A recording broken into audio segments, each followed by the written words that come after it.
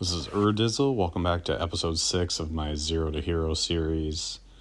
And quick overview before we get rolling here. I did pick up a turn recoil, which is going to add a little distance for me. And of course, my accurate windbreak fuse, a compass, a couple explorers, and my musket. So we just finished in episode 5, Grizzly Gulch. And I'm now kind of at a crossroads where Owlwood is the next course, but I don't know if the bag I have is truly ready to tackle that yet. I feel if the only driver I have is a turn recoil, there's going to be some holes that are going to be a little bit too hard to hit the 3 stars that I'm looking for. Same with Kaho Park. So I'm actually going to go to Kaho Backwoods. I think these holes are very reasonable. And with that recoil and the musket, I think I can do what I need to do to get 3 stars. So we're going to start off here, hole 1, throwing a forehand with that recoil. Again, the recoil it's just enough distance to get to a lot of these par 3s, which is what I need. And 65 is obviously not parked, but I think, like I said, I think that's going to be a reasonable distance. And a lot of the par 3s we have are in the low 300s. And even this one right here, hole 2, is the par 4, or the first par 4. And I think this one, again, if I throw the driver here, I should be able to throw a fairway driver, or maybe even a mid-range up into the pin area. Yeah, 240. So this is very, very doable shot as long as I don't go too far.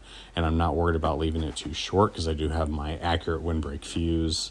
So I'm pretty comfortable putting that one. But 30 feet, pretty easy stuff there. And I'm already looking ahead to a couple holes I know are going to give me some difficulty. I think this hole right here, hole 3, is probably one of the harder holes just because of the random nature of the shot. And there's a path. That's actually a pretty good shot. There's a nice little path over there to the left, but any gap you're throwing on this hole is pretty narrow. And especially if you got a recoil, you're probably going to end up having to do some sort of throw in. I know I've been kind of waffling back and forth between the Ballista Pro Big Skip and my my Wind Glide Ballista. So with these discs, it's a little bit harder. All right, hole 4, the par 5. I want to get a little further. See, that's not going to work. That is too far right.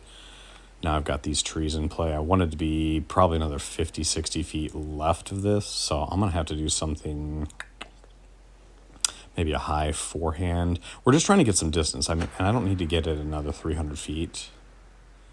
That is not great, but I should be able to just pitch this up over the hill. What about 200? Yeah, 207. And so that's actually not that bad.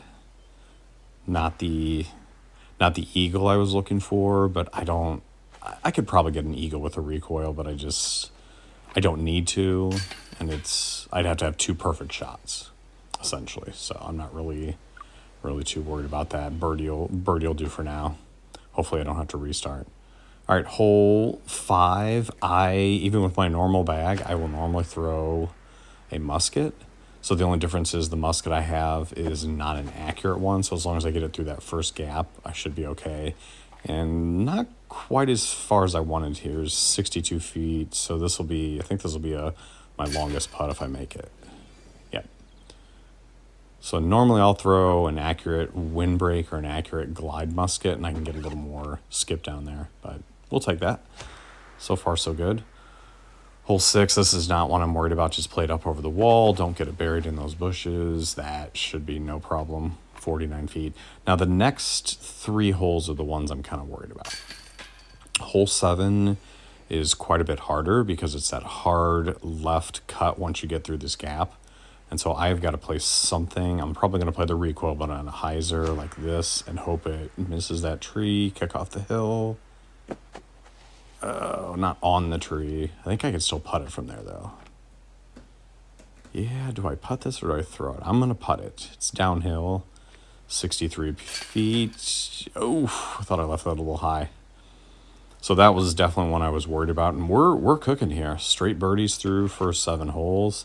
And this is another one I'm a little concerned about. I'll throw a musket. And there's one little bush down there that I do not want to get behind. So it's got to skip.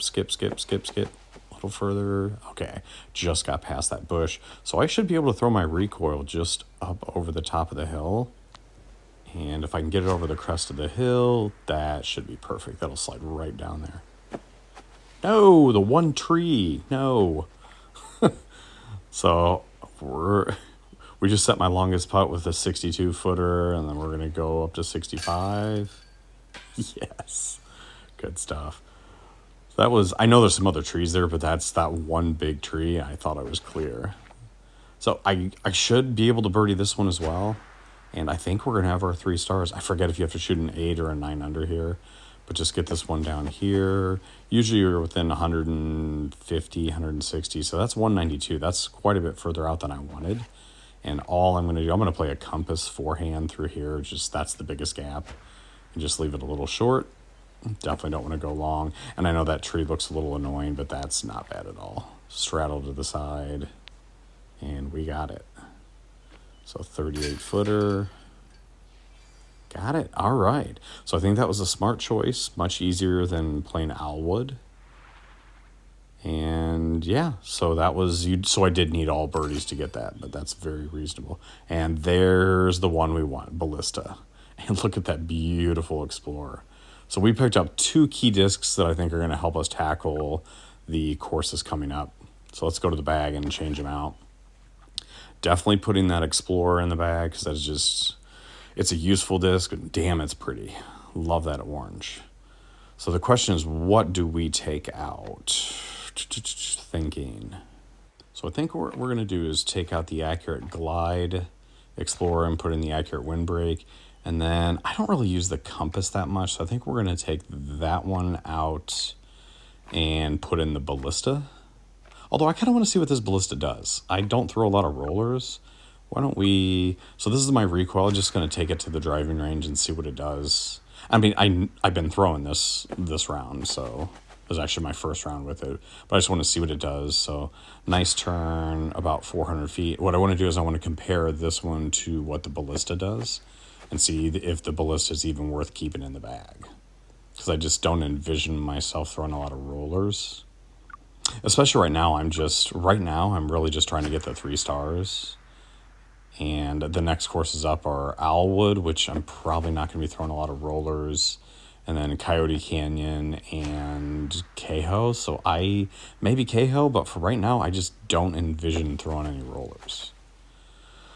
So it looks like that one is a little bit further than my recoil, but let's just mess around with the roller and see what it does.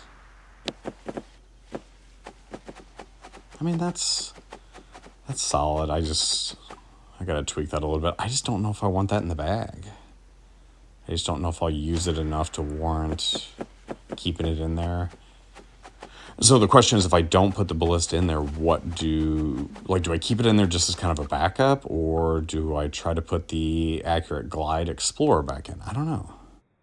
So I think my final decision, I think I'm going to leave the Ballista in there because there's really not anything else that I'm just like, I've got to have in the bag, and we'll just see how it works. So I will see you guys back again on episode 7, and we'll see what courses we decide to tackle after Kaho Backwoods.